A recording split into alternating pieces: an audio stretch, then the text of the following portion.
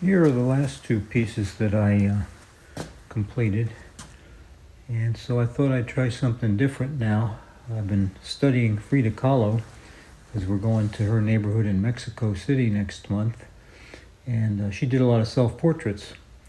So I thought maybe I would do one, just see where it goes, keep track of it, different scenes on this video. Okay, so I've attached some cardboard over the charcoal lines, and I used Elmer's glue and a staple gun to secure that down. That worked really well. Unfortunately, I ran out of room at the bottom for my feet, but I liked the shape of the legs, so I decided to keep that, and I just ran out of room, so that's the way it goes. Then yesterday I also photographed my hands and emailed it to myself and then printed it out, and I got just about the right size, I think. So that's the one.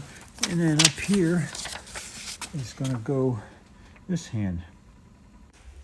So now I've added some, well, let's call it infrastructure to this self-portrait. And as you can see, I've got some bones in there. That's supposed to be a pelvis. And now I'm just adding some background paint. I made some marks on there with a charcoal stick and a paint stick. And this is just going to be a paint layer.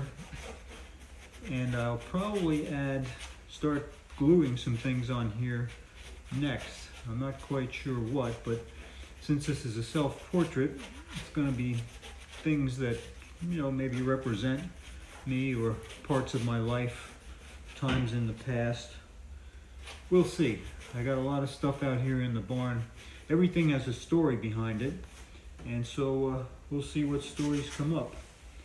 A little bit over there. Okay, that's enough for now. Put the panel aside for a minute so I could show you this. Over on the shelf, I found a couple of stacks of proof sheets, printing proof sheets from when my book was published back in 2005. Here's a cover of the book, Crash Burn Love. If you want a copy, let me know. I'll send you one for free. And yeah, these proof sheets are interesting because these were sent back from the printer over in Hong Kong, Oceanic Graphics.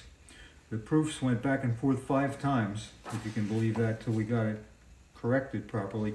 But that's the kind of thing that goes on a proof sheet. And the pictures were muddy initially. In fact, this one says it. Needs contrast, add black, very muddy. And it wasn't so easy because the printers over in Hong Kong didn't understand the directions too well.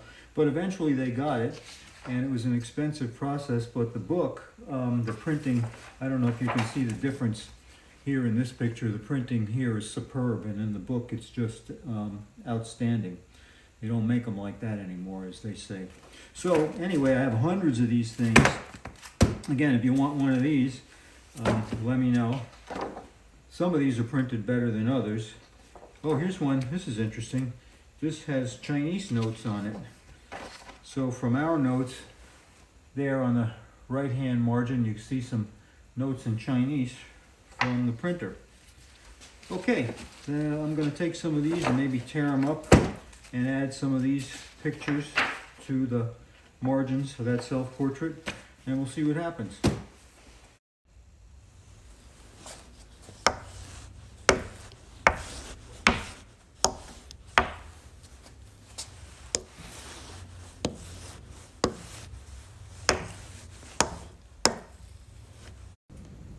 Now I've added quite a few things, and I'll just take you around, tell you that's the piece from the last clip. That's my buddy Bob Niedermeyer, Vietnam veteran, who I became friends with during the Crash Burn Love project. And let's just go around here. Here's a card from a library book, and there's some guys from the Crash Burn Love project, the West End Fair. There's Tara. She was the poster person for my show at someplace in Bethlehem. There I am. I must have been about, I don't know, my late 30s there, my earlier studio in Bartonsville. There's that hand I mentioned earlier. That fit in real nicely. It was just a coincidence the way, because I put her on first, And then the hand just fit in real nice there.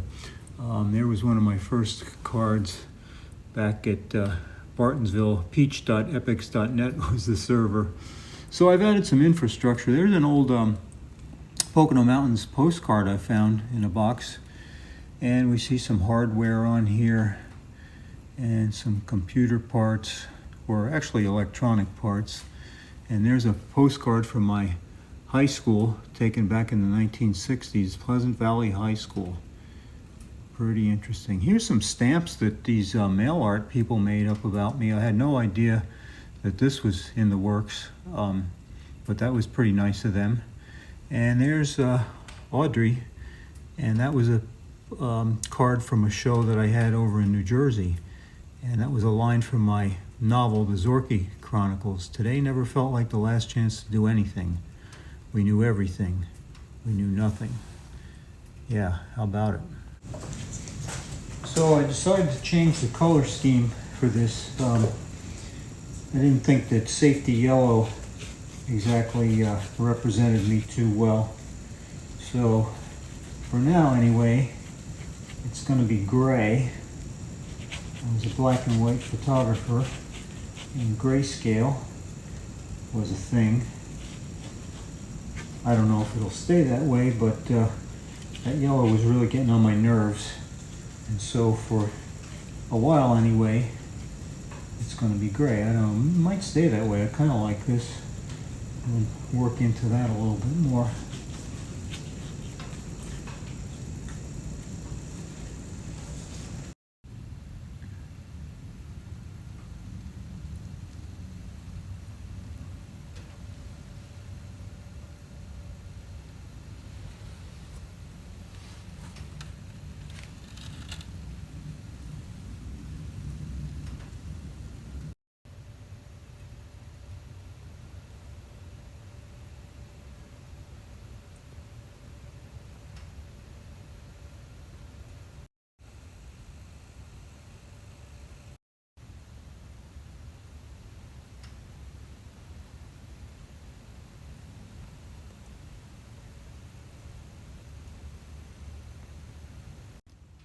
Now it's about 6 weeks since I made the last entry on this vlog, and I've been back from Mexico City for a few weeks.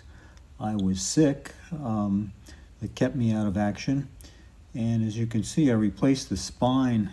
That was those electrical pieces before, the yellow ones, and I've replaced them with cardboard. And I've worked on the face. This is actually the second iteration of the face. I really hated the first one. I had a pair of my old glasses on there, and it just didn't seem to work out. And this one kind of looks a little bit more like me. I don't like it, but maybe that's good in a way, because I don't really like my actual face. This rendition of it down here, these people that made these stamps used, I don't know, some photograph they found somewhere online for me. I don't think that's such a great likeness too, although it's from a photograph, so what can I say? But anyway, this is more of the present iteration. You can see that yellow background went away, the gray is still there. I did quite a bit with the lower body here. So that's the way it looks as of today. I'm not, overjoyed by it. It's just a piece, it's coming along, and we'll see where it goes from here.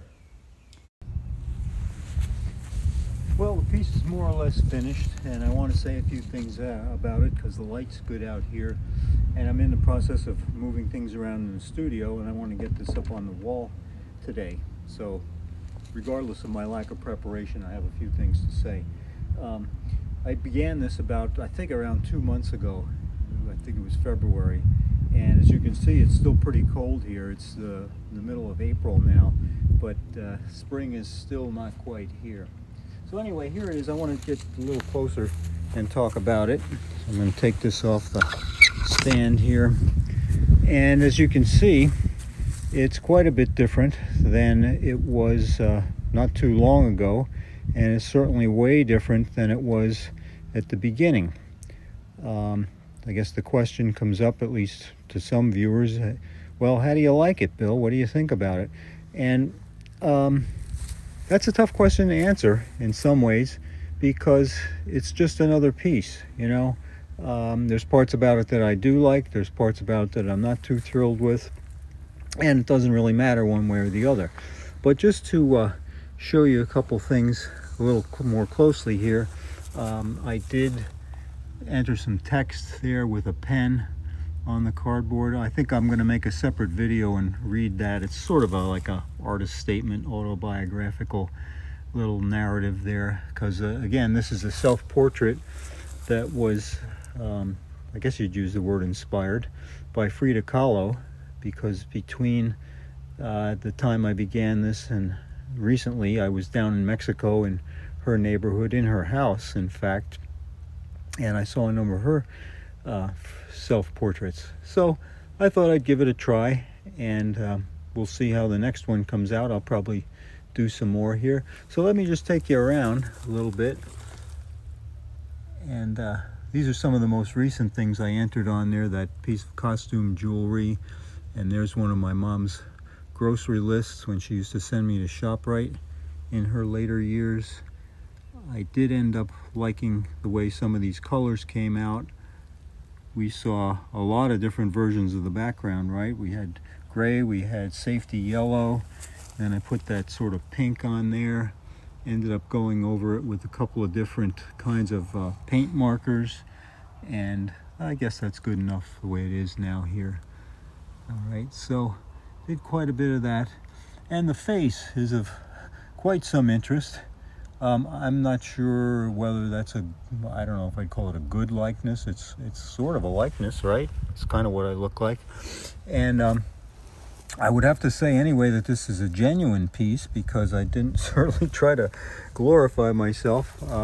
I don't really care too much for my actual looks, and I don't care too much for his looks either. So that's pretty genuine, I guess. There I am in an earlier age. Didn't look much better then, but that's life, you know. There's a different version of me. So self-portraits are interesting in a lot of ways for a lot of reasons. There's getting into some iconography and stamps from the mail art that I've done. That's from a friend of mine down in Virginia that's quite a mail artist. So I think that's all I'm going to say for right now. I got to put this sucker up on the wall, and I guess I'll do more of a critique and a reading of that text on there at some point in the future. Okay, well, thanks for watching. Peace out.